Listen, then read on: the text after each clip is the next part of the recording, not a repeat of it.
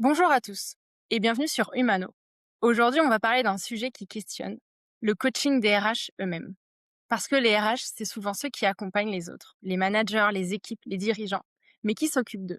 Qui les aident à traverser leurs propres moments charnières, leurs doutes et leur transition professionnelle?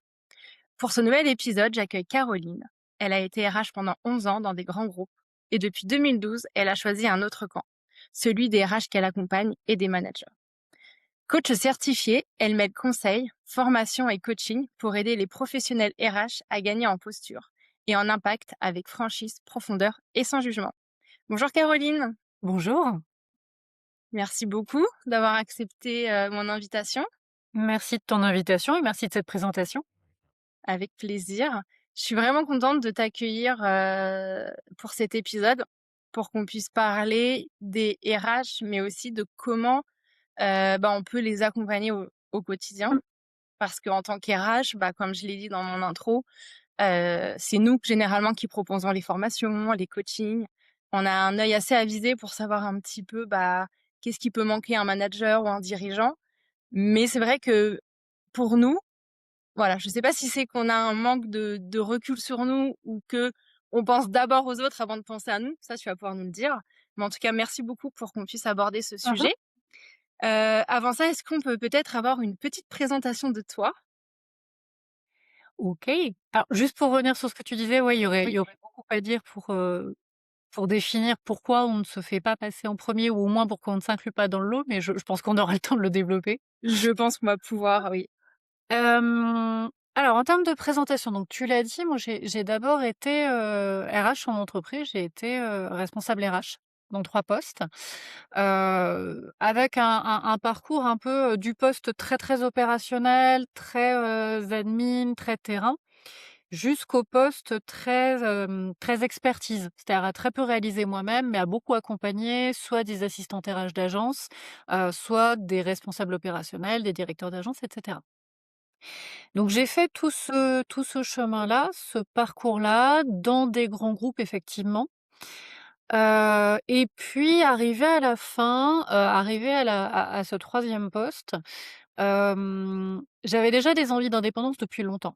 Ça faisait un petit moment que j'avais envie de travailler à ma façon et puis il y a 2 sujets qui m'ont poussée vraiment à me mettre à mon compte. D'abord un sujet de conflit de valeurs qu'on retrouve chez énormément de RH Mmh. qui se mettent à leur compte.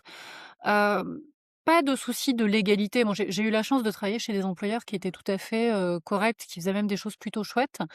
Mais, quelques dossiers où j'estimais qu'on aurait pu ou dû faire autrement et où, j'avais pas du tout, dans les postes dans lesquels j'étais ou peut-être que je ne savais pas le faire à l'époque, on pourrait se poser la question, mais en tout cas, j'avais pas la possibilité de dire: «On va faire autrement». Donc ça, très, OK. très frustrant. Et puis le propre des postes RH groupe, parfois, notamment quand on est RH avec plusieurs agences, c'est que tu as, si je vais dire toujours, j'allais atténuer mais non, toujours, au moins un directeur d'agence ou un responsable qui a pas envie de bosser avec toi. C'est-à-dire pour qui tu es, la RH du siège, la RH de l'œil de Moscou, en fait. Et qui du coup va te dire: «Bah non, mais moi je m'en passe très, très bien». Pour la petite anecdote, c'est allé pour l'un de mes directeurs d'agence jusqu'à nommer son assistante RH, RRH sans le dire à personne et en lui faisant faire des cartes de visite. Donc des situations où finalement des gens étaient plus ou moins contraints de bosser avec moi parce que ça rentrait dans les procédures et j'avais pas envie de ça. Et j'avais envie de travailler avec des gens, qui pouvaient, venir me chercher parce qu'ils avaient vraiment envie de travailler avec moi sur plein de sujets. Donc ces 2 raisons-là ont fait que, effectivement, il y a 14 ans maintenant, je me suis mise à mon compte, d'abord beaucoup dans le conseil et la formation et puis, effectivement après je Mmh. suis venue, un triptyque, conseil, formation, coaching, et auquel j'ai ajouté avec les années, notamment le co-développement, plus récemment. OK. Et est-ce que toi, justement, dans ta carrière de RH, tu as pu, bénéficier, de coaching ou de formation, pas de formation métier, mais Mmh plutôt, mh. tu vois, formation, je sais pas, soit du codev ou posture, vraiment spécifique RH? Non, alors le codev était, moi, on parle d'il y a 25 ans quand je suis rentrée dans les Oui. RH, ça fait toujours bizarre de dire ça. C'était pas très à la mode à l'époque. Ça se pratiquait, hein, bien sûr, mais c'était pas aussi développé que ça l'est aujourd'hui. Là, depuis quelques années, on le voit apparaître partout, notamment dans les, secteurs d'entrepreneuriat, dans ces les choses comme ça, mais ça se faisait pas. Le coaching, lui, existait, même s'il était peut-être un peu moins développé qu'aujourd'hui. Hem, mais non, on ne me l'a jamais proposé, très clairement. Ça ne me serait même pas venu à l'esprit de demander, pour être honnête. Mmh. Je pense que ça m'aurait, j'aurais perçu et ça répond un tout petit peu à la question que tu posais tout à l'heure. Je pense que j'aurais perçu, les choses comme une forme de vulnérabilité. Tu vois? En allant dire: «Bah, voilà, je me rends compte qu'en termes de posture, il y a peut-être quelque chose qui est pas totalement ajusté, j'aimerais le travailler». Je pense que moi, en tout cas, ça m'aurait demandé un travail. Heu et puis tu le disais très bien, moi je m'occupais des autres, en fait. Moi j'étais là pour repérer, quel manager avait des difficultés et cetera, en fait, je crois que je considérais qu'en tant que RH, j'étais pas une priorité. Mmh.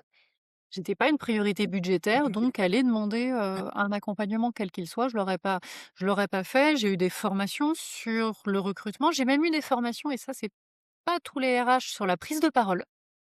Ce que OK. ce que j'avais trouvé pas mal, où toutes les RH, du pôle dont je faisais partie, sur, mon deuxième poste, avaient eu droit à, 2 jours de formation avec une comédienne sur la prise de parole et ça, c'était vraiment pas mal parce que ça venait chercher autre chose que de la technique. Oui. Mais au-delà de ça, oui, malheureusement, ça s'était arrêté là. Alors que Mais j'aurais pu travailler la posture. ce qui est intéressant, c'est que tu dis que tu n'aurais peut-être pas demandé, Mmh. mais parce que ton N+1 il aurait pas été enclin ou ça venait vraiment plus de toi de te dire: «Bah, en fait, non, je» et puis en plus, nous, on connaît les budgets, on connaît tout ça, donc des fois, est-ce qu'on se fait pas, comme tu dis, passer en second? Tu sais, quand on a préparé, l'épisode, je te disais, c'est un peu comme une maman. Tu sais, on fait passer tous nos enfants avant Mmh mh. et une fois que tout est bon pour eux, bah, si c'est bon, on peut se poser, on peut boire, on peut, répondre à nos besoins vitaux ou c'est pas ce genre de Alors je vais le dire un petit peu différemment, mais je te rejoins sur l'idée. Heu, je pense que nous et effectivement la métaphore de la maman et des enfants est assez parlante de ce point de vue-là. Je pense qu'il y a quelque chose chez les, RH de l'ordre du: «Il faut que je sois fort ou forte». Il faut que je porte les choses sur mes épaules, mais moi j'ai pas le droit d'être faible, avec cette idée du fort et du faible qui n'aurait aucun sens. Si un de nos managers disait: «Tu veux que je me fasse coacher, pardon, donc tu penses que je suis faible», on lui dirait: «Mais pas du tout, au contraire, c'est quelqu'un de très compétent, mais c'est pour ça que». On est capable de le modéliser pour les autres.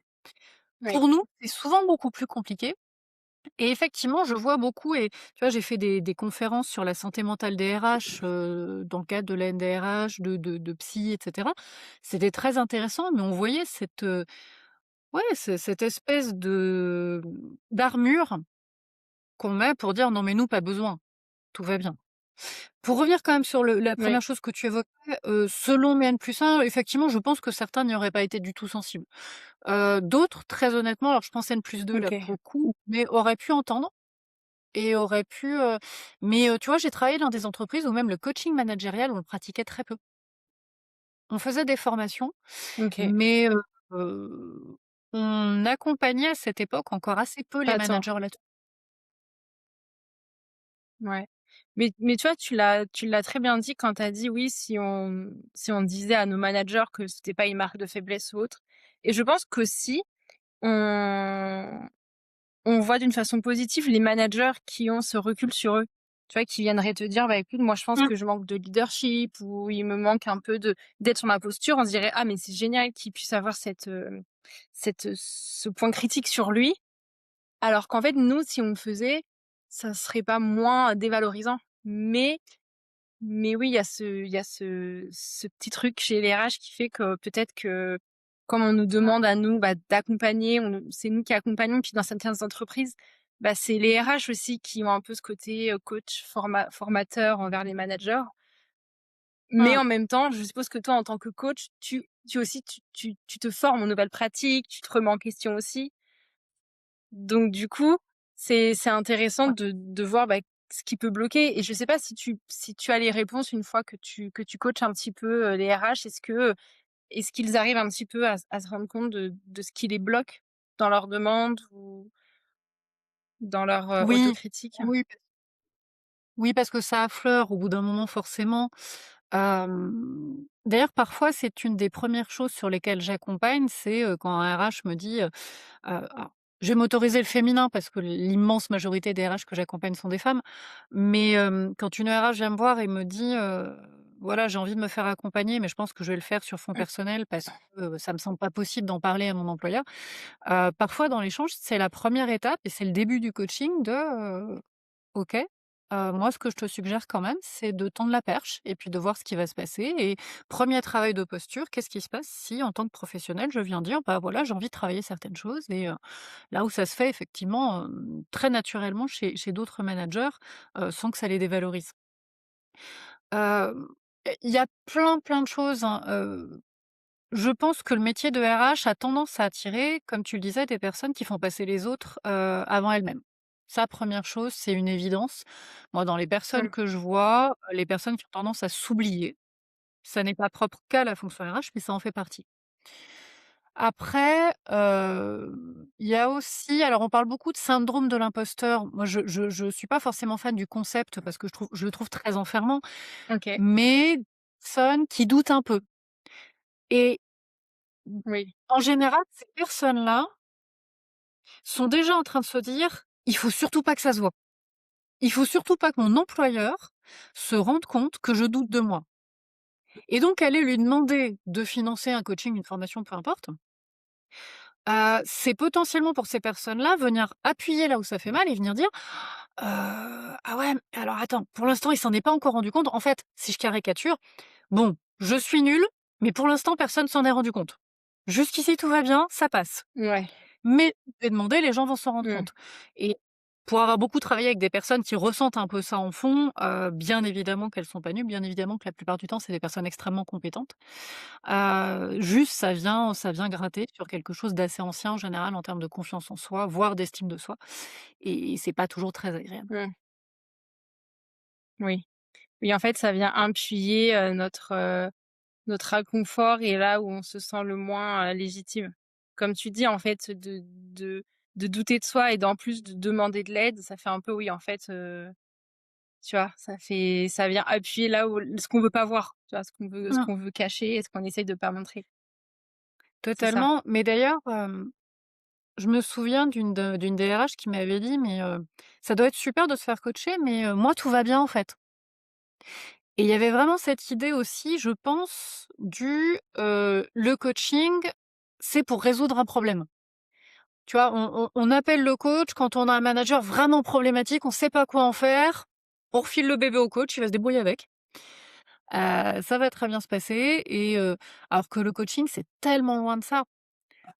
Moi, il m'est arrivé d'ailleurs parfois de refuser un coaching, quand on me le demandait, parce que l'entreprise comptait trop sur moi pour résoudre le problème et n'allait pas le traiter elle-même.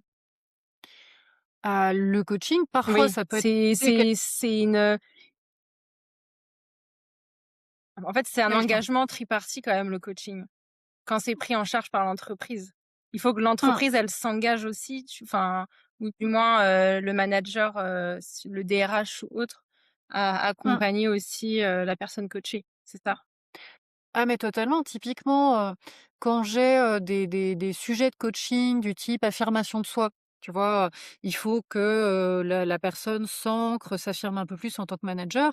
Bah, ce qui se passe dans l'échange avec le N+1 de la personne que je vais coacher au départ, c'est beaucoup, bon, bah, je vous cache pas que, moi je vais bosser avec cette personne, il va se passer des trucs.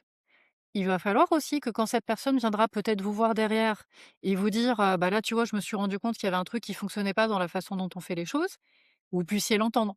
Parce que ça va pas être moi avec ma petite baguette magique, Oui, ni la personne en mode, automotivation qui va tout changer. Potentiellement, ça va bouger des lignes autour et il y aura besoin que des lignes bougent autour pour que la personne puisse vraiment, arriver à le faire. Donc oui, quand on coach, je te rejoins, il y a toujours l'aspect, systémique. On n'est jamais tout seul dans une bulle. OK, oui. Oui et comme tu dis, c'est pas un enfin, tu pas un pompier qui vient éteindre un incendie. Il faut que ce soit, quelque chose, qui soit, encouragé par Mmh. l'entreprise et surtout que le manager soit prêt aussi à, à comment dire? À participer aussi, au coaching et je sais pas après s'il y a des choses à mettre en place ou autre, mais aussi à Mmh. pouvoir, accompagner, son employé sur le long terme après le coaching. Oui C'est et important de le dire.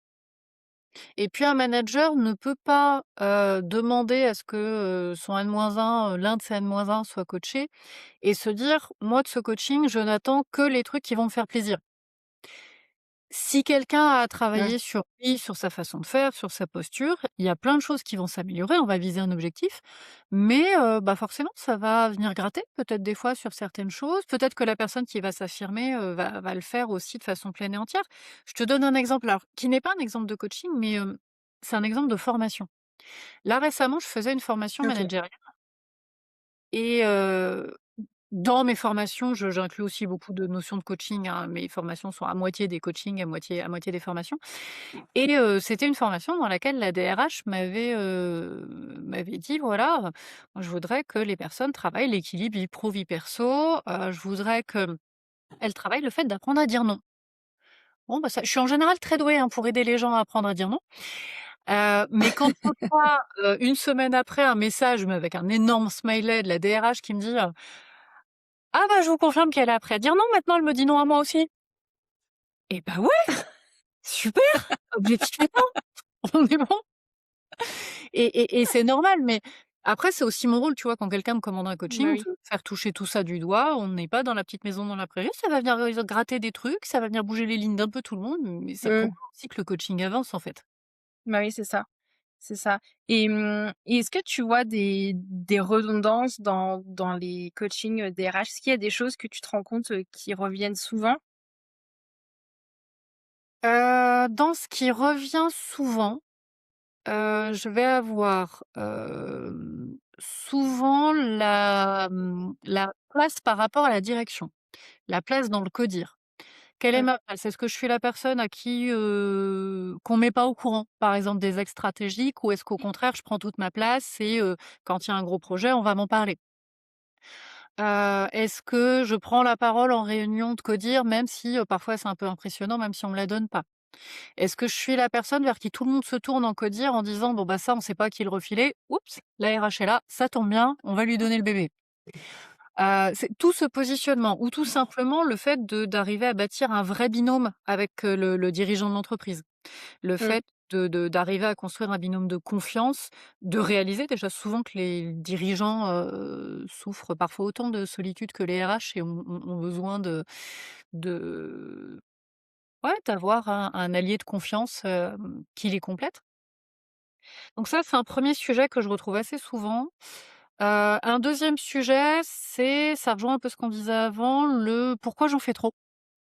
Pourquoi je dis pas non? Pourquoi je me retrouve à faire des choses à la place des managers? Pourquoi est-ce que et là encore, il y a une question de posture et de place, mais qu'est-ce qui fait que, je me retrouve avec des managers qui pourtant sont hyper intelligents, mais dont j'ai l'impression qu'ils sont dans des positions presque infantiles, qui viennent voir maman à chaque fois qu'ils trouvent pas un formulaire, alors que le formulaire, ils savent très, très bien où il se trouve sur le serveur.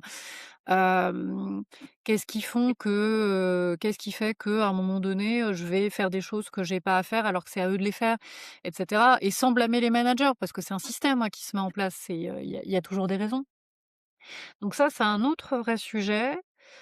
Hem Ça et ressemble beaucoup à un sujet un peu comme tu dis, de position, ouais, quel est mon périmètre, quelles sont mes limites aussi. moi j'aime bien La parler de première ma place, tu vois, là-dedans. oui, ouais. Quelle est la ma place en tant que RH? En fait, je vais caricaturer un petit peu, mais je trouve que c'est une tendance que je vois pas mal. Tu as des RH qui rentrent dans la vie active, souvent, en doutant un peu d'elles-mêmes, en étant, voilà, en mode petite souris, puis on débute sur un poste d'assistante RH, chargée de RH. Voilà, on n'a pas trop voix au chapitre. On arrive, on se crée notre place tout doucement et puis, arrive le 1er poste de RRH et alors je parle de celui-là, ça peut être un autre, mais c'est couramment, et on va devoir d'un coup travailler sa posture. On va devoir trouver sa place, c'est-à-dire qu'on n'est plus dans l'exécution, on va devoir avoir un premier poste de responsable. Alors, ça vaut pour tous les postes de responsable du monde, hein, mais particulièrement pour les RH, je vois cette difficulté à se dire: «Bah, OK, donc maintenant il va falloir que je m'impose, mais est-ce que je suis légitime à m'imposer?» Parce que le directeur industriel, il a 50 piges, il connaît très bien son métier, puis il parle fort et il est grand, et mine de rien, avec tous nos mécanismes inconscients, bah, des fois ça vient gratter un petit peu. On est quand même très souvent aussi les seules femmes dans des CODIR. Alors, pardon d'avance à tous les hommes, hein, y compris ceux avec lesquels je travaille, RH, qui regardent cette vidéo, mais c'est vrai que souvent, le métier, notamment sur les postes terrain, est plus féminin. Heu, donc ouais, quelle est ma place? Est-ce qu'à un moment donné, j'ai le droit de dire non à un projet de façon argumentée? Est-ce qu'on va m'écouter? Est-ce que j'ai le droit de dire: «Non, c'est pas moi qui vais gérer»? Est-ce que j'ai le droit de, cadrer telle ou telle situation en disant: «Non, ça, c'est pas possible que ça se passe comme ça. Par contre, voilà ce que je vous propose». Oui, quelle est ma place? Quelle est la posture que je dois prendre? Et tu vois, tout à l'heure, je discutais avec, quelqu'un qui accompagne des RH aussi, qui forme des RH, et on se faisait la réflexion, j'ai été formatrice en master RH pendant, 7-8 ans. Et alors, on formait le mieux possible, j'ai le sentiment qu'on faisait plutôt du bon boulot. Je suis en contact avec plein d'anciens et d'anciennes étudiantes, et globalement qui sont bien dans leur poste. Mais tu vois, parler de la posture en études, je trouve ça hyper compliqué. Et même eux me le disent très souvent, ils me disent: «Mais de toute façon, si tu avais essayé de nous parler de ça, on l'aurait vu d'un point de vue très théorique et on l'aurait pas compris». Et en fait, pour reboucler avec ton intro, pour moi, la posture et la place, ça se travaille, quand on est déjà en poste. Ça se travaille quand on est dans le monde réel. Mmh. Oui. C'est drôle que tu m'en parles parce que dans un précédent podcast, enfin épisode, j'en avais parlé avec une coach qui était RH aussi et elle me disait, «C'est fou parce que, on bosse beaucoup la technique dans les Hein, masters et autres, mais pas la posture». Et moi, je me demande, OK, donc si la posture, on la travaille pas pendant les études et que, avant de se sentir légitime dans son poste, on la travaille pas, hein. quand est-ce qu'on la travaille cette posture? Est-ce que, heu parce que tu vois, je me dis quand tu rentres dans un poste et que tu es junior, est-ce que tu as pas demandé immédiatement d'avoir un Mmh. coach, un coaching sur ta posture? Imagine, il se passe 3-4 ans, à quel moment, tu vois, on peut la bosser cette posture? Alors moi, j'ai une théorie qui vaut ce qu'elle vaut, mais qui est la mienne, qui est que beaucoup de RH, en tout cas dans mon public, se font coacher au troisième poste. Pourquoi? Parce qu'il y a le premier. Je mets pas l'alternance dedans. Pour moi, c'est une vraie expérience, mais malgré tout, on est dans une posture très spécifique où, sauf exception, on a peu de responsabilités, même si, c'est pas toujours le cas. Premier poste, je le disais, tu découvres un petit peu, tu des étoiles dans les yeux, tu te fies beaucoup à ce qu'on te dit, tu t'adaptes énormément, en fait, sur le Mmh, premier. Deuxième poste, tu commences à vouloir dire: «Bah, ouais, mais moi j'aimerais bien faire comme ça», et puis tu fais face aux premières confrontations. Tu fais face aux premières difficultés de communication, peut-être même que tu as des difficultés de communication qui se reproduisent par rapport au premier poste. Des situations où, bah, vraiment avec la fonction, commerce ou la fonction finance, tu t'aperçois qu'il y a des choses qui coincent, tu arrives pas à les résoudre, ou avec, un certain type de personnalité avec lequel ça coince. ouais, D'expérience et de ce que je peux voir sur les RH autour de moi, c'est rarement avec le terrain que ça coince le plus, hein. En général, c'est là, si tu arrives à trouver ta place, ça se passe plutôt bien. C'est en général plutôt avec des d'autres postes de direction. Et le troisième poste, c'est celui où soit les personnes arrivent en se disant: «Bon alors, là où ça a coincé, je veux pas que ça se reproduise. Ça y est, stop». Soit, la personne se rend compte que troisième poste, elle est confrontée aux mêmes difficultés et elle finit par se dire: «OK, là, il y a quelque chose qui peut-être vient de moi, qui peut-être vient de ma posture, que je peux peut-être travailler à minima, et en tout cas, j'ai pas envie de croiser ça jusqu'à la fin de ma vie professionnelle. mmh, Donc là, ça me prend la tête depuis un petit moment, on va le bosser». ouais. Et souvent là, c'est intéressant parce que, ouais, la posture, tu l'as pas bossée pendant tes études. Souvent, bah, tu la travailles, passe-moi l'expression, mais un peu à la hussarde quand tu es en entreprise en mode, «Bon, bah, on va espérer que ça marche, hein, on va faire». On va croiser. Voilà, c'est là que pour peu que tu aies des représentants du personnel, tu te prends un ou 2 gros tacles, 1 ou 2 Ouais. réunions un peu plus compliquées que prévu parce que ça part dans tous les sens. Pour peu que pareil, tu aies 1 ou 2 responsables pas très, très sympathiques, pas très honnêtes ou un peu manipulateurs en face, pareil, tu te prends quelques claques. Et puis voilà, puis on apprend à la dure aussi Mmh. et on évolue. Mais ouais, moi, je suis profondément persuadée que ça, c'est des choses qui se travaillent quand on a de la matière, quand on est sur le terrain. Ouais, mais tu vois, moi j'aurais avec le recul, je pense que j'aurais aimé bosser un peu ma posture pendant mes études, Ouais. mais pas comme si j'avais un poste, j'étais à mon troisième poste, mais je pense qu'il y a des choses que tu peux bosser même en étant junior et même en étant pas sur le terrain parce que c'est des choses qui peuvent aussi, être utilisées dans ta vie, personnelle. Mais tu vois, je sais pas, peut-être savoir dire non, heu, savoir faire preuve de légitimité. Moi, quand je suis arrivée, sur le terrain, il y avait beaucoup de légitimité parce que tu arrives dans une entreprise, déjà tu es junior, Mmh. tu es une femme, tu es jeune, Ouais. heu, en termes de légitimité, c'est pas fou, quoi et du coup, tu es face à des personnes, des hommes Mmh. qui sont âgés, qui sont expérimentés et du coup, je pense alors je sais pas si c'est le cas, hein, parce que je l'ai pas eu, mais je pense que si j'avais eu un petit peu de cours sur la posture, sur, des petits outils ou des choses sur lesquelles me raccrocher. Je pense qu'il y a des choses que j'aurais mieux appréhendées parce qu'en fait, moi, en tout cas, personnellement, ça m'est arrivé de beaucoup douter parce qu'on me faisait douter, Ouais. tu vois? Et du coup, tu arrives à des situations où tu doutes, tu doutes, tu doutes et tu sais pas comment t'en sortir. Je comprends. Je pense que la nuance que je mettrais, mais je te rejoins, c'est qu'il serait intéressant d'avoir et d'ailleurs je trouve que de plus en plus de facs et d'écoles le mettent en place, pas forcément pour la fonction RH, mais je l'ai fait dans des universités pour d'autres fonctions. Hem Il y a un travail très général de la posture, quand on est en études. C'est-à-dire, pas la tienne parce que tu l'as pas encore, tu es pas confronté à la réalité, mais qui pourrait être constitué de tips. Effectivement, ce qu'on met souvent dans ces programmes, c'est savoir dire non, c'est, prendre le temps de réfléchir avant de donner une réponse parce que, c'est pas forcément bon de répondre en instantané. C'est, repérer les manipulations. C'est peut-être aussi, repérer, les personnes qui nous mettent le plus mal à l'aise. Tu vois, on a tous des personnes avec lesquelles ça fonctionne moins bien. Mmh. Moi, quand j'étais RH en entreprise, c'était, le gars à la cinquantaine, grands cheveux gris, carré d'épaules avec une grosse voix et j'en ai eu un à chaque poste, hein. C'est la joie et le bonheur de la répétition de la vie jusqu'à ce que tu travailles le sujet.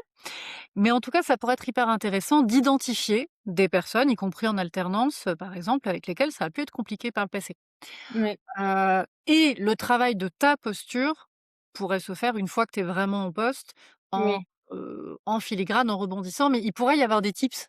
Je suis d'accord avec toi pour Oui l'habitude. et puis je trouve que maintenant comme toi, il y a quand même beaucoup de coachs, Mmh, des certifiés avec, une modernité quand même, et une ouais. fraîcheur, dans le coaching, hein, parce que, moi j'en ai eu même en cours, hein, des formateurs où je t'en parlais la dernière fois ou aussi dans une précédente, expérience avec des slides qui n'en finissent pas.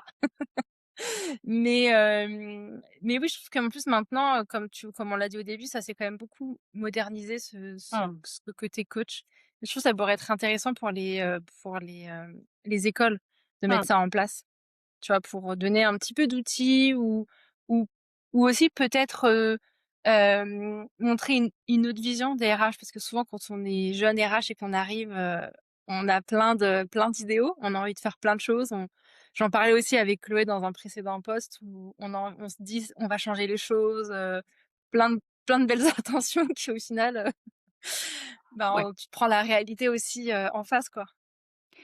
Alors c'est là que je te disais, je crois tout à l'heure que, qu'une ancienne étudiante m'avait dit justement à propos de ça: «Si vous nous aviez dit la vérité pendant nos études, de toute façon, on vous aurait pas cru». Vous, elle parlait de tous les profs avec qui elle avait gardé Ouais, le contact. ouais, ouais. Parce que de toute façon, on était jeunes, on avait tout compris et si vous nous aviez dit que vous, ça avait été difficile, on se serait dit que c'est parce que vous aviez pas été bons et que nous, ça risquait pas de nous arriver. Mais c'est sûr que j'ai pensé ça. Enfin, tu vois, c'est sûr. Mais il n'empêche que c'est Tu quand même jeune, intéressant de le dire. oui. Mais moi, tu vois, les cours où j'ai le plus fait travailler la posture à mes étudiants, notamment j'ai donné des cours sur les relations sociales et moi j'adorais, sortir des cas pratiques, des trucs un peu tordus mais en Mmh. mode, mais des cas réels souvent de mes clients, en leur disant: «OK, ça fait 10 minutes que je vous fais des flashs partout sur cette situation compliquée. Qu'est-ce que vous faites?» Voire même slash: «Qui vous virez?» Le but n'était pas de leur faire virer qui que ce soit, mais c'était vraiment: «OK, vous devez vous positionner. Demain, vous êtes des RH, vous avez cette situation-là en face de vous. Qu'est-ce que vous faites? Comment vous l'assumez? Comment vous l'expliquez?» Mmh. Et des débuts c'est un début de travail de posture. Mmh. Mais oui, mais on se retrouve souvent en début de carrière, dans plein de moments où, moi je le nombre de fois où en début de vraiment tout début de carrière sur mon premier poste, je me suis trouvée à donner des réponses trop vite, c'est pour ça que j'en parlais, avec cette idée du «il faut répondre». Tu peux pas le laisser sans réponse. Tu peux pas dire à ton chef: Ouais. «Je te réponds dans 1 heure». Mmh. Et sauf que j'avais un chef qui a pris plaisir à me planter parce qu'il savait que je disais une connerie et Mmh. qui voilà, qui est venu me chercher là-dessus. Et il avait pas tort d'ailleurs, j'ai pas aimé la façon dont il l'a fait, mais il avait tout à fait raison de me signaler que je venais de lui répondre une énorme connerie. Oui. Mais Mmh. ça, c'est aussi, sur la légitimité et la crédibilité. Moi, je sais que maintenant avec l'expérience, je le fais un peu moins, mais au début, tu sais, ça pour moi, c'était une preuve de donner une réponse tout de suite. Mmh. Ou alors si on me posait une question et que j'avais pas la réponse ou autre, tu sais, je me disais: «Mais en fait, tu sais, ça remet en cause tout. Je suis pas compétente», tu vois, on me Mmh. posait une question hyper simple, je sais pas, le nombre de préavis, mais tu sais, tu es dans ton quotidien et puis en plus, on est très dérangé et puis tu dis: «Mais attends, mais ça, c'est un truc que je suis censée connaître par cœur». Mmh mh. Et en fait, avec le temps, j'ai appris qu'il vaut mieux, dire: «Écoute, là, j'ai pas la réponse, bah, tu vois, là, je suis occupée, je te reviens», plutôt que de donner une réponse et se dire: «Putain, mais c'est pas ça, en fait». Mais ça, on l'a tous et toutes appris à un moment ou à un autre. En général, en se prenant une baffe, hein, mais oui, mais ça, c'est hyper intéressant, tu vois, à travailler en coaching.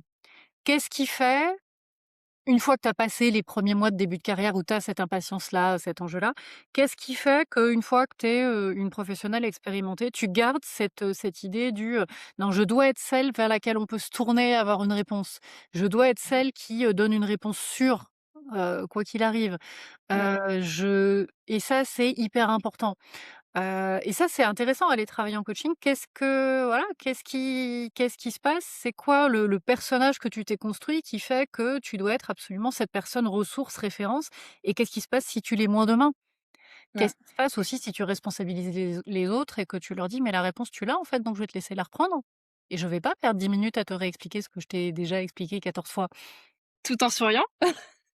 Oui, mais ça se fait très bien. Alors, attention à ne pas tomber dans le passif agressif, Oui. mais mais tu sais, que ce soit en coaching ou en formation, moi, c'est, le fait d'être capable de sourire justement parce que tu dis rien de grave, en fait, quand tu dis ça. Tu vois? Le fait de on s'entend bien, ça va absolument rien changer au fait qu'on s'entende bien, mais juste tu me rappelles combien de fois je t'ai expliqué ça? OK? Ouais. Donc la réponse tu l'as, on est d'accord? Ça, c'est un travail de posture aussi, tu vois? Ça, Ouais, c'est à je sais pas si c'est à force aussi de pratiquer ou à force de pratiquer je veux dire les managers parce que très souvent c'est aux managers à qui on peut dire ça. oui. Mais c'est aussi logique, tu as des managers qui te disent, «Voilà, c'est toi ma ressource, j'ai pas envie de m'encombrer l'esprit avec d'autres choses» et qu'ils viennent un peu te voir pour des choses qu'ils savent déjà. Même des fois, c'est une sécurité pour nous parce qu'au moins on est au courant des sujets. Mmh. Donc pourquoi pas? Mais c'est juste avec les personnes qui ont tendance à le faire beaucoup et tu vois, en formation, j'apprends beaucoup, les règles de communication non violente, notamment aux managers et juste être capable de dire sans aucune agressivité, mais pour ne pas être agressif, faut pas se sentir attaqué, faut pas se sentir agressé par la personne et ça, c'est pas si simple que ça. Mais une fois que tu as désamorcé ça, être capable juste de lui dire: «Écoute, là, la question que tu me poses, je t'ai déjà répondu par mail et par texto, donc moi, ça me pose une difficulté parce que j'ai besoin de savoir que je travaille pas dans le vide ou j'ai besoin de savoir que tu lis mes réponses et que, on va pas repartir de zéro à chaque fois et est-ce que c'est OK pour toi la prochaine fois de regarder dans tes mails avant de venir me voir?» C'est Ouais, pas agressif, tu vois? C'est juste dire, si je vais au bout du bout, c'est aussi dire: «Mon temps n'est pas moins précieux que le tien». ouais. Parce que le nombre de RH qui vont rouvrir l'ordi le soir en rentrant à la maison, alors c'est pas les seules fonctions, hein, attention, hein, je connais des RAF, des directeurs de prod, des responsables, maintenance, des gens qui font ça, hein, c'est Mmh. pas propre aux RH. mais qui vont le faire pour des mauvaises raisons. Parce que dans la journée, ils et elles ont passé du temps à, résoudre des problèmes qui ne leur appartenaient pas, parce qu'on s'est dit, bah, voilà, c'est à elle de répondre. Ouais, ça vaut le coup de se poser la question de: «Pourquoi je réponds quand c'est pas à moi de le faire?» Mmh. Et est-ce que, tu retrouves les mêmes problématiques quand c'est un homme et une femme? Ce côté manque de légitimité, doute? Ah, j'ai un public plutôt féminin côté RH, plutôt masculin côté manager. OK. Malgré tout, même chez les managers, quand j'ai des hommes et des femmes, je vais faire une énorme généralité, on est bien d'accord, c'est une tendance dont je parle. Je vois beaucoup plus de doutes chez les femmes. Je vois beaucoup plus de femmes qui te disent, «Ouais, mais moi je j'aime pas l'idée qu'on me voit de telle ou telle façon ou qu'on puisse se dire que je suis pas sympa ou qu'on puisse se dire que je joue pas mon rôle de maman» et cetera. Il y a vraiment cette idée-là. Chez les hommes que j'accompagne, il y a des questionnements sur la communication, il y a plein de questionnements sur la bonne posture à avoir, mais il y a moins cette inquiétude, en fait. Cette inquiétude de comment je vais être vue, comment je vais être perçue, est-ce que je vais pas être perçue comme méchante, voire, attention, irresponsable. Considéré, irresponsable. C'est ça, comme une mauvaise professionnelle, et dans ce cas-là, je m'amuse, je leur fais calculer le pourcentage de chances qu'on les prenne pour de mauvaises professionnelles, en tenant compte de leurs états de service. Et qu'accessoirement, si quelqu'un leur dit qu'elles sont des mauvaises professionnelles juste parce qu'elles ont dit non une fois à un truc, il y aura une discussion à avoir avec les personnes concernées pour leur faire prendre conscience de la mauvaise foi. Mais ça, tu penses que c'est la société qui fait que les femmes se remettent plus en question quand elles ont des postes, à responsabilité? Ouh là, un sujet de d'actu, vous avez 4 heures. Non, Heu, mais ça peut être une question ouverte, est-ce que, toi, tu penses ou est-ce qu'une fois que tu les aides à, à moins douter, est-ce que c'est peut-être aussi nous, en tant que femmes, qui nous posons plein de questions plus que les hommes ou? je pense qu'il y a plein de choses. Il y a la société, il y a l'entreprise et il y a ce que les personnes y mettent elles-mêmes. Hem, il y a la société parce que oui, dans la société, on va beaucoup plus, attendre des femmes qu'elles se remettent en question, qu'elles soient calmes, qu'elles soient posées, qu'elles ne débordent pas du cadre qu'on leur pose et cetera. On a des attentes vis-à-vis des femmes qui vont les amener à beaucoup se remettre en question et puis, on a quand même encore culturellement une image du poste à responsabilité et du leadership qui est une image très masculine et alors particulièrement en ce moment que tu vois en politique ou dans le monde de l'entrepreneuriat, ce que tu vois c'est, pardon, mais des égos, masculins, avec en général des failles narcissiques qu'il serait intéressant de travailler, mais démultipliés, qui explosent partout, qui brutalisent, qui enfin, c'est ça qui marche aujourd'hui, c'est ce qu'on voit énormément. Et donc on a cette image du leadership très masculin, ce qui est pas faire honneur à beaucoup d'hommes qui ont un leadership beaucoup plus posé et qui n'a rien à voir avec cette caricature. Et donc quand une femme prend des postes à responsabilité, il y a souvent, je trouve, ce message sociétal bah, elle doit s'affirmer, elle doit, voilà, il faut Mmh. surtout pas être soi-même. Tu Oui, mais vois? en même temps, si on s'affirme trop, Ah tu bah, sais, tu vois, c'est totalement. ça. Si en même temps, Et si on s'affirme trop, on est, oui, enfin, tu vois, on est la méchante ou elle exactement, s'affirme, elle soi-même on a nos prie. règles. Ouais. Mais concrètement, c'est l'équation insoluble, c'est-à-dire que sociétalement et parfois dans le monde de l'entreprise, en fait, on te dit de t'affirmer, mais quand tu vas faire très exactement la même chose que ton collègue masculin a fait 20 minutes avant, c'est-à-dire éventuellement, c'est pas poli, on est d'accord, mais couper la parole et dire: «Alors attends, je t'arrête une seconde, voilà ce que j'aurais à dire moi du sujet», on va se dire: «Mais qu'est-ce qu'elle nous fait?» Donc il y a cette espèce d'attente, effectivement où on te dit de t'affirmer et quand tu t'affirmes, c'est compliqué. Mais il y a une vraie difficulté, je trouve, aussi bien, sociétale que enfin éducative dans le monde de l'entreprise. Moi, le nombre de RH à qui on a dit de femmes RH à qui on a dit qu'elles riaient trop, par exemple, qu'elles étaient trop joviales et qu'un RH c'est pas ça. Hein, ou une RH elle doit être sérieuse. Moi j'ai connu des RH qui allaient très peu dans les ateliers parce qu'elles avaient tendance à sympathiser très vite et à créer des vrais liens de confiance avec les salariés et que des chefs, en général des hommes, leur avaient dit: «Ah mais non, non, non, un RH ça doit garder de la distance». Comme si tu pouvais pas sympathiser avec les gens et garder la bonne distance qui est nécessaire en Mmh. métier. Il y a vraiment des espèces de caricatures de personnages écrits dans l'entreprise. Hem De la même façon, pour la blague, j'ai eu un jour une RH à qui on a demandé pourquoi elle voulait des chaises visiteurs pour son bureau, parce que de toute façon, elle avait pas à discuter avec les salariés, donc on voyait pas bien pourquoi elle voulait des chaises visiteurs. Oh là là. Création de poste, RH, déjà ça pose un cadre.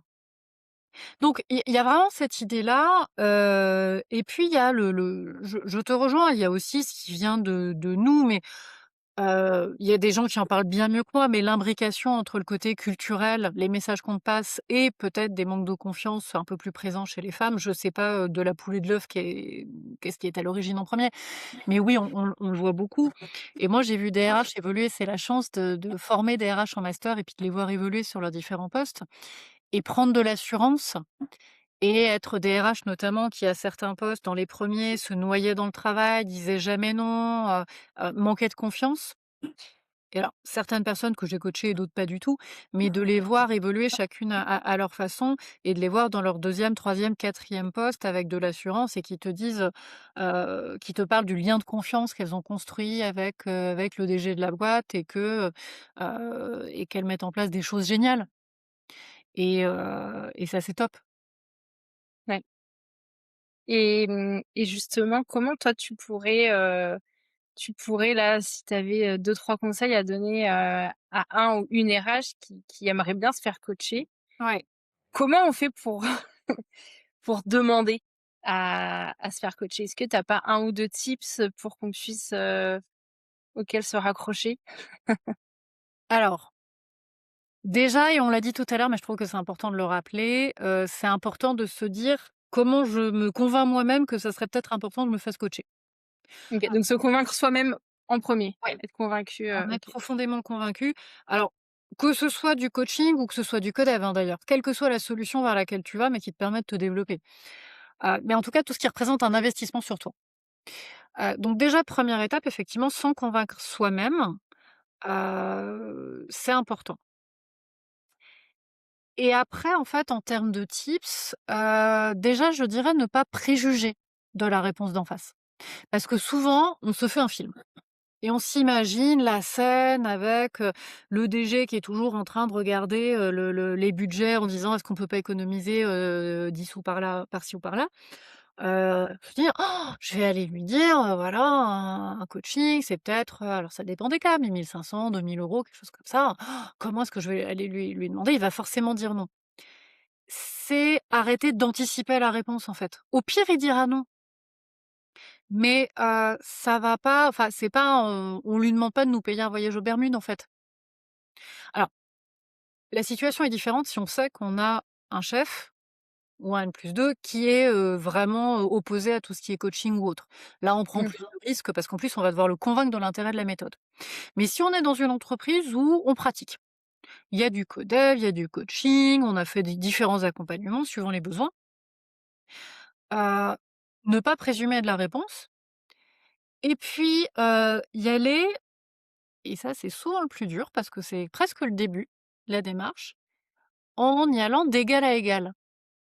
Non pas, tu sais, si tu prends des modèles, d'analyse transactionnelle en mode enfant par rapport au patron Oui. parent, en mode: «Dis monsieur s'il te plaît, est-ce qu'éventuellement tu accepterais de d'être gentil avec moi et de m'écouter parce que j'ai une demande, mais fais pas attention à elle, c'est une toute petite demande, hein, c'est» et bien sûr qu'on le fait pas vraiment comme ça, mais parfois on y va avec ça, en fait.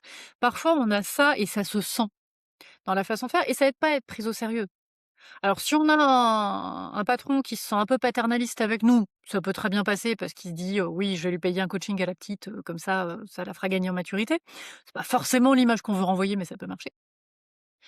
Mais juste se dire, «Bah, voilà, heu, OK, je me sens légitime, je vais y aller», en lui disant: «Voilà, j'aimerais un coaching, j'aimerais participer à un groupe de co-développement» et en l'argumentant bien sûr, mais comme on argumenterait n'importe quel projet qu'on lui propose. Mmh. Moi, je ferais juste attention, tu sais, tu as beaucoup de comment dire? De youtubeurs, influenceurs, en la matière qui vont te dire: «Alors il faut trouver des chiffres, il faut lui dire, oui ça va augmenter de 10%. Là, justement, le challenge, c'est que c'est pas le sujet. Ouais. C'est que ce que ça va améliorer, c'est pas, ton taux de recrutement, c'est pas, le taux de turnover de la boîte, c'est pas des choses aussi chiffrables que ça. Ouais. C'est en revanche peut-être de dire: «Bah, tu vois, je me rends compte que Encodir, ça se passe bien, mais j'aimerais prendre encore plus ma place. Et alors, c'est idéal si on a des éléments en entretien annuel, par exemple, sur lesquels rebondir. Parce que si en entretien annuel, le chef nous a dit: «Bah, tu vois, je te trouve un peu effacé à tel moment», là, on a un boulevard. Là, venir lui dire: «Écoute, je me rends compte qu'effectivement tu as raison, je devrais travailler ça et j'ai identifié un ou une coach qui travaille ce genre de sujet, ça m'intéresserait de bosser avec cette personne». Là, c'est facile. Mmh. Si c'est pas identifié comme une difficulté, ça demande un peu plus de travail sur soi parce que ça va demander de venir lui dire: «Écoute, voilà, je me rends compte que ça, j'ai envie de le travailler». Et si ça n'avait pas encore été dit, ça peut mettre un tout petit peu plus en vulnérabilité. Mais très honnêtement, heu, quand je disais ne pas préjuger de la réponse, moi, la plupart du temps, quand les gens que je rencontre demandent à leur employeur, alors c'est à 80, les employeurs disent «oui». Alors éventuellement, parfois, ils diffèrent un petit peu s'il y a pas d'urgence. Ils vont te dire: OK. «Bah, c'est pas la priorité budgétaire de cette année, en revanche, tu le mets au budget de l'an prochain». Mmh. Ça, c'est possible. Mais globalement, les Ouais, employeurs c'est sont pas, sauf difficultés financières de la boîte, mmh. sont plutôt favorables quand même. Mais tu as dit un truc qui est hyper intéressant. C'est vrai que nous, on n'a pas, comment dire? C'est pas forcément détectable, l'impact qu'on a. C'est Mmh, très comme tu dis, ou j'ai eu une discussion aussi avec, un autre intervenant. Je pense que là où on voit le plus notre impact, je pense que ça peut être le recrutement. Parce voilà. que c'est chiffré, parce que, ça va avoir un impact aussi, sur les équipes, sur la croissance de l'entreprise. Mmh, Mais c'est vrai qu'en termes d'RH, pour aller chercher une formation, chercher un coaching, bah, c'est compliqué d'y mettre des chiffres, tu vois? Une fonction qui est un peu plus business, par exemple, ça va être simple. Je fais une formation, je peux gagner tant de clients, enfin, tu vois? C'est un peu plus peut-être un peu plus simple que quand tu es RH, surtout quand tu parles d'une posture, heu, c'est sur le long terme qu'on mmh mh. va, pouvoir, en profiter.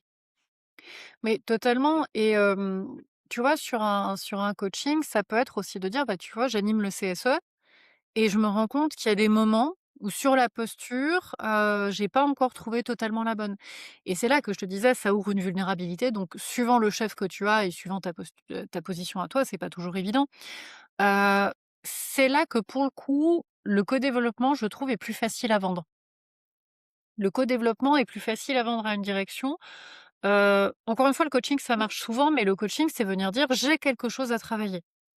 Le co-développement, c'est venir dire, voilà, je j'ai envie de pouvoir échanger avec d'autres RH, de les retrouver une fois par mois. Ça va me faire progresser, ça va me donner des idées, ça va me permettre d'être plus efficace quand on va aborder un sujet parce que, je vais pouvoir avoir, ouvrir un petit peu le cercle de ma réflexion, pour t'apporter plus de solutions.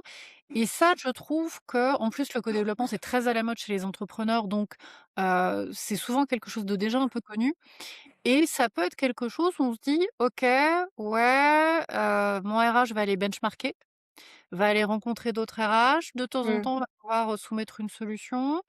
Ouais, pourquoi pas?» Et finalement, quand tu regardes, un coût à l'année, ça peut assez facilement, pardon, s'absorber pour une entreprise, et je trouve ça plus facile à présenter. Oui, c'est vrai qu'on n'en parle pas assez du codev. Voilà.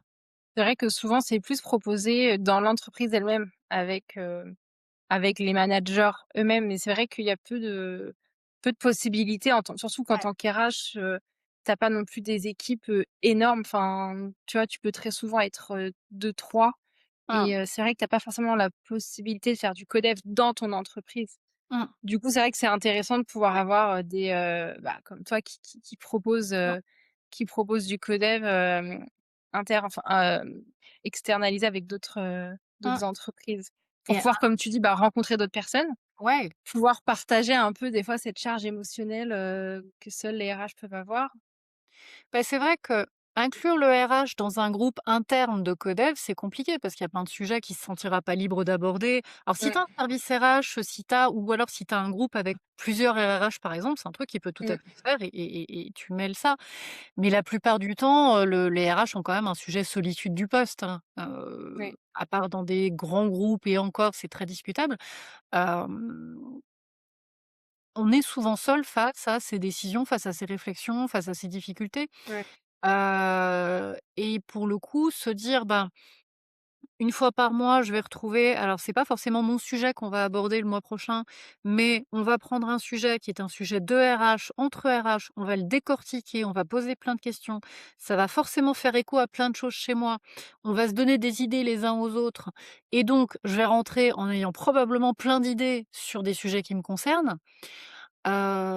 C'est hyper riche et ça fait du bien. Oui. Et effectivement, c'est parfois plus facile, je trouve, de venir dire ça à son chef parce que ça met pas en ça ça ne te demande pas d'aller lui dire, «Je voudrais me faire coacher sur un sujet que j'ai à travailler». Mais ça vient te dire juste: «Bah, écoute, pour moi, c'est de la bonne hygiène professionnelle que, d'aller avoir un groupe de pairs et de pas, tourner en rond avec mes idées à moi» et ça s'explique plutôt bien. Mais je pense que Ouais. c'est complètement nécessaire d'avoir un lieu où tu rencontres d'autres RH de toute Oui. façon. Ouais, ouais. Et du coup, on peut rebondir sur ce que toi tu proposes aussi, Mmh. qui est hyper intéressant. Enfin, je pense que non, mais c'est important que tu expliques un petit peu ce que toi tu proposes. Bon, à Lyon, du coup, c'est à Lyon, c'est ça? C'est à Lyon et c'est vraiment en présentiel. En fait, il y a 2 ans avec, Marie qui co-organise toujours avec moi, on a repris quelque chose qui existait avant le covid, mais qui avait disparu petit à petit avec le covid, qui s'appelle les after work RH. Aujourd'hui, on est autonome, hein, la structure nationale a disparu et on accueille le premier mardi de chaque mois en présentiel, dans un bar qui se trouve à Villeurbanne, juste à côté de Lyon, des RH pour un after work thématique. Alors la thématique, ça va être, soit de la compétence technique RH, le dernier c'était sur de la veille juridique, ça peut être sur du recrutement, ça peut être sur de la formation, ça peut être sur plein de choses. On va parler aussi, développement, de la posture RH justement avec, plein de techniques, là le prochain c'est sur l'analyse transactionnelle, on en a eu d'autres sur la prise de parole des RH notamment et ça les retours ont montré que c'était vraiment nécessaire.